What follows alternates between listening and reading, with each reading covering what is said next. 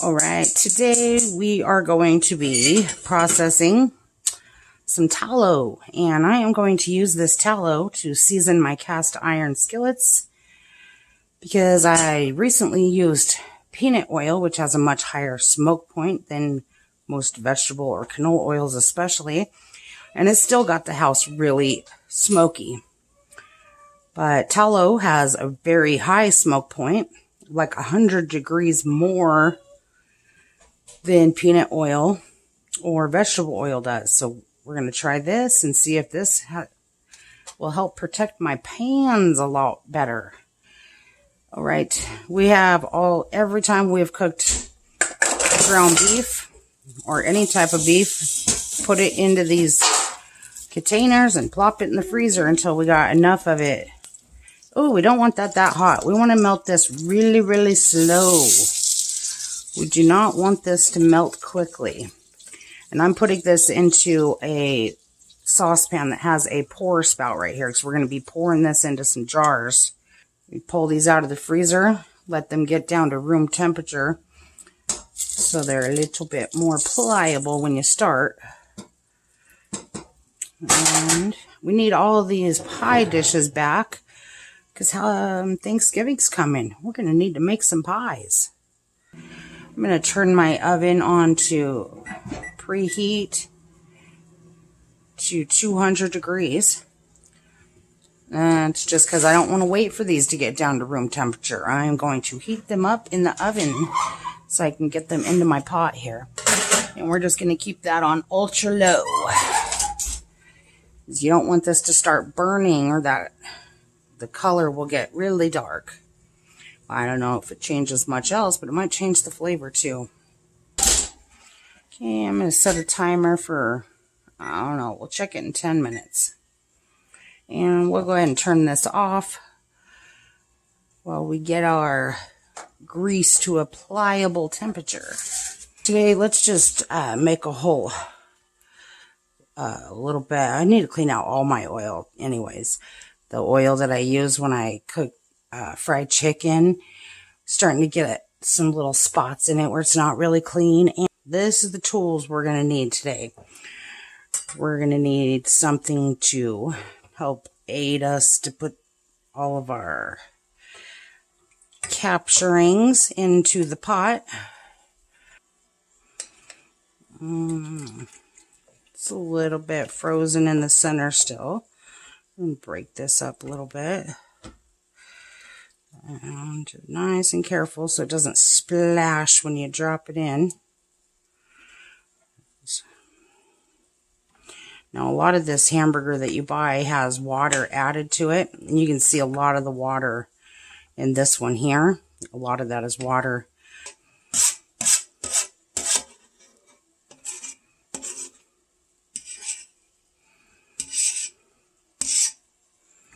Okay. And one more. I had a whole saucepan full. I'm using this saucepan here because it has a small area to pour it. A little pour spout right here on the side. I'm just going to make pouring it into some containers afterwards a little bit easier. You want something that doesn't have a wide mouth to pour. Yeah, look at all that water added in there on that. No worries. Okay, and we're just going to leave this on low until it's all the way translucent, or all of those white pieces right there are going to become translucent once they get heated slightly. Yeah, we don't want to wait all day though, so let's turn it up just a little bit more to medium. We'll just kind of stir this frequently. That'll help it get heated up too. Okay, so now that we're up to a really soft boil here, starting to get all frothy, that's when you're going to want to turn it off. All right, so what we're going to need is a shallow bowl that we're going to be able to put into the refrigerator. Not shallow. You want it to be convexed. So all the water is going to settle down to the bottom, and we're going to be able to just pick the fat up off the top of this once it gets cold. Pour very slow, forcing it down the side of your pan at first. And then once it gets down to a decent level, then you'll be able to pour it through the pour spout quickly, though. And there we go. And a French press is made for hot boiling water, so that's perfectly fine. You want to make sure that whatever you're straining it through is meant for boiling liquid. Okay, so first we're going to very, very slowly press this filter down. And you want to do this really slow, or those thicker particles will be able to find their way past the screen. It's very, very slow. I'm only putting about 1/2 pound of pressure as I press down.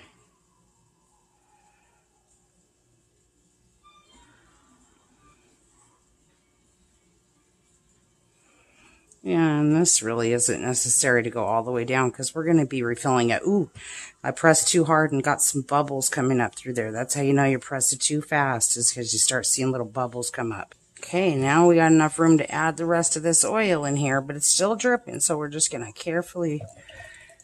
Oh, that's a lot of debris. That's all right. And all that meat left down there at the bottom from the roast drippings and all that can just stay in the pan. We will discard those.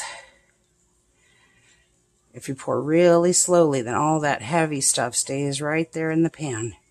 See? Now we're going to just discard the rest of that into the trash. Okay.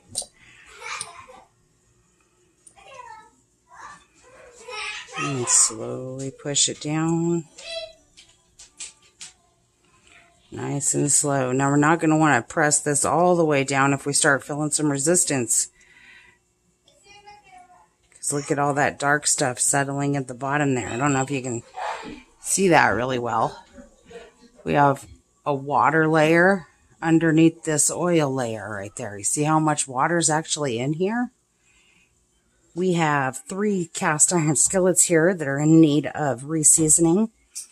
This one here, I just recently reseasoned with peanut oil, which I love, but I hate how it makes the house a little stinky while they're cooking. And I need to have an availability to do this during the winter without stinking up my house. And this one here, I got at a secondhand store.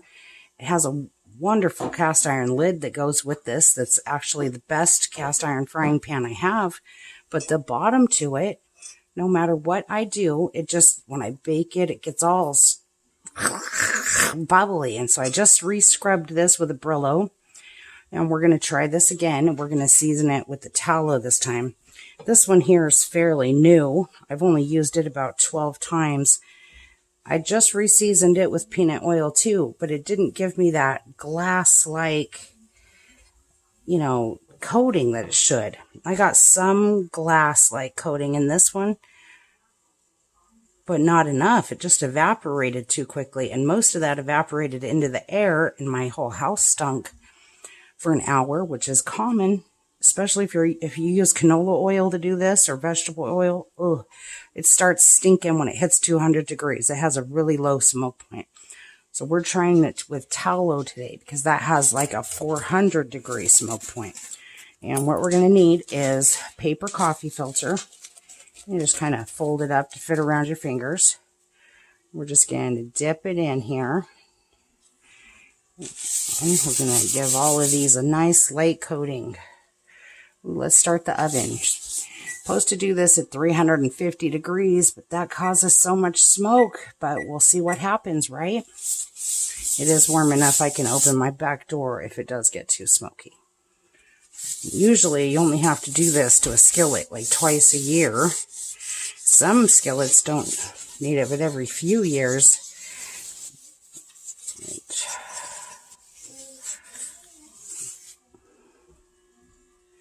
I want to make sure to get the inside sides really well coated.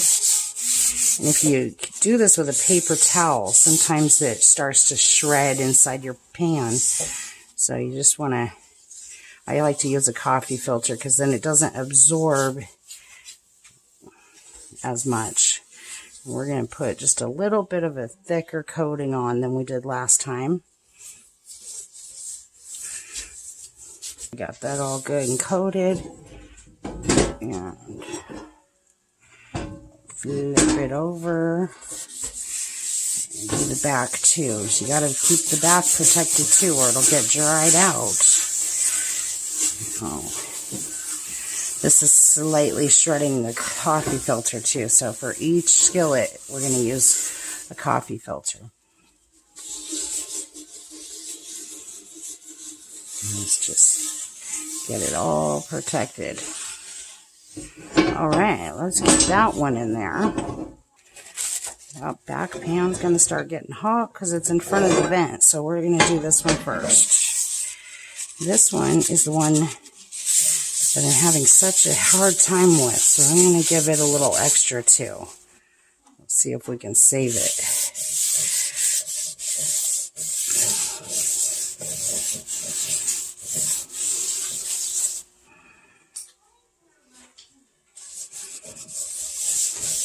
I have a larger pan like this, so I don't use this one very often, but I don't want to get rid of it or not use it, because I'll show you the lid that goes to this. It is so cool. It does need a little bit of oil too.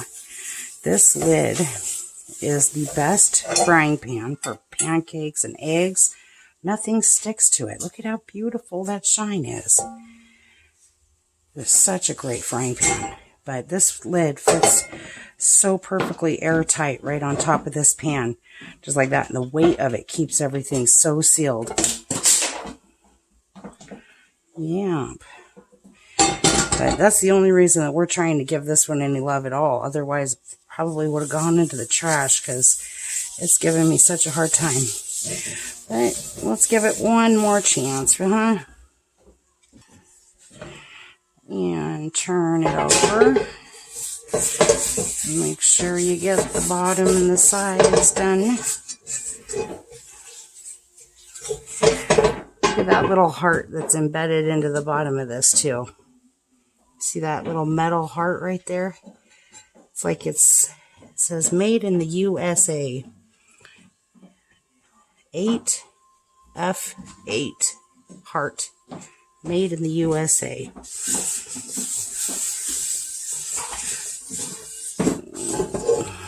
That little heart is pretty unique.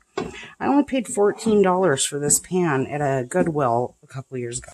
Lodge makes a pretty good cast iron skillet too. That's very affordable.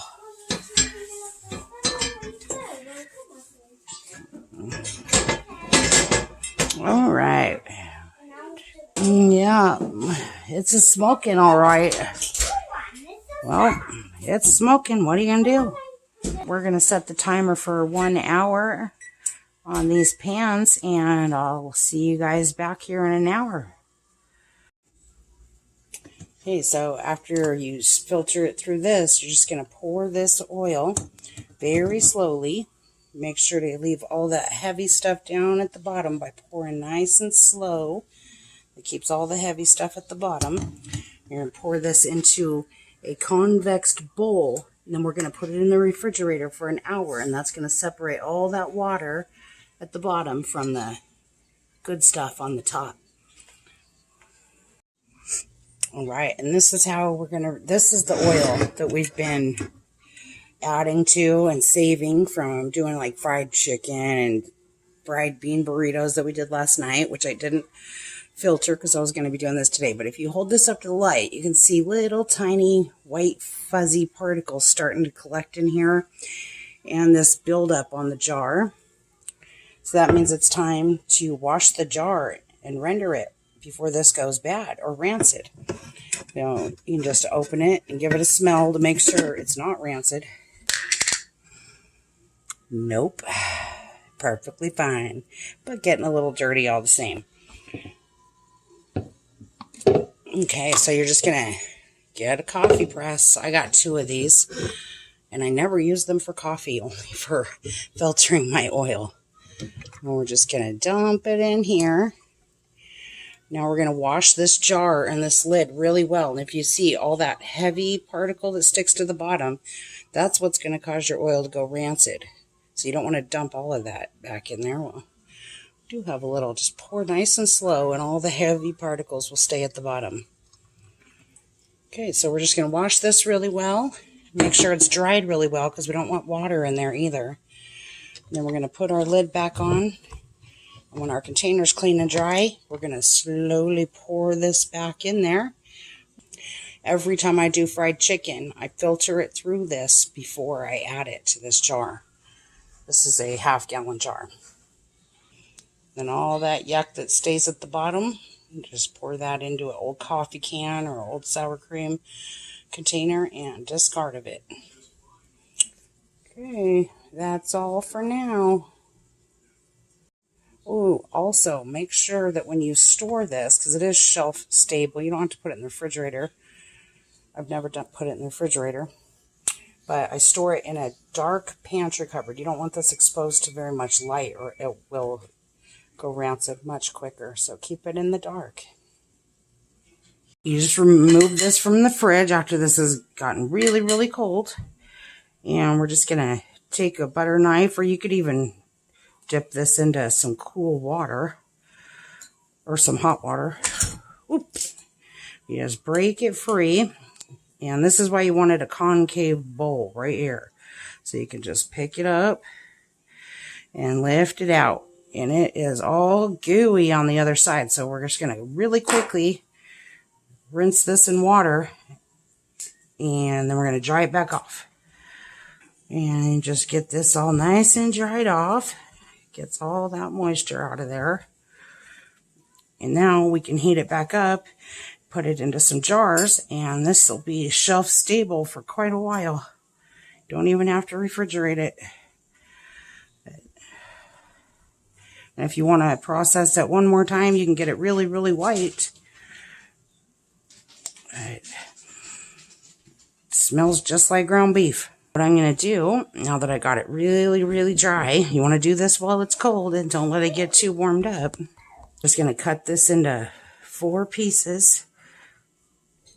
And then we're going to stick it back into the skillet that we processed it in. We're going to turn this back into a liquid by putting it over low heat. And then we can put it into our jars. There we go. It's only a solid when it's cold. After you get it all melted and it's all turned back into a liquid, you can filter, or you can use a spoon to scoop off the little impurities on the surface if you'd like to have it really cleaned. You see all those little tiny dots? You can filter it one more time through the French press and it should do that for you too. Okay, we're just going to get over here, pour this into a heat-safe container. Let this cool back down to room temperature before we put a lid on it. Here we go.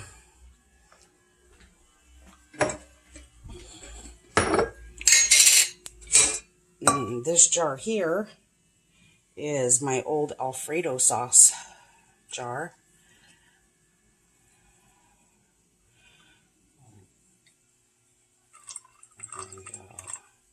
We're going to use this one first because all the heavy stuff settles down into that one. I'm mainly using this to treat my cast iron skillets and to make dog food. Okay, we just got our cast iron skillets out of the oven. Whoa. And looks like that tallow did a much better job than the peanut oil, but it's still not a full glassy surface. But that little one is. I think that's going to finally work. And that one there is beautiful. Only got one tiny little dry spot right here. Gorgeous. All right, we're going to hang these other two up on the pot rack, and then we're going to use this one to make dinner here in a second. So it's already heated up. So is the oven. And that did produce quite a bit of smoke. after the first like 30 minutes. It's like 15 minutes of smoke. So tallow still smokes. It's not as stinky though. I gotta give it that. It's not near as stinky. All right, we'll see you guys next time.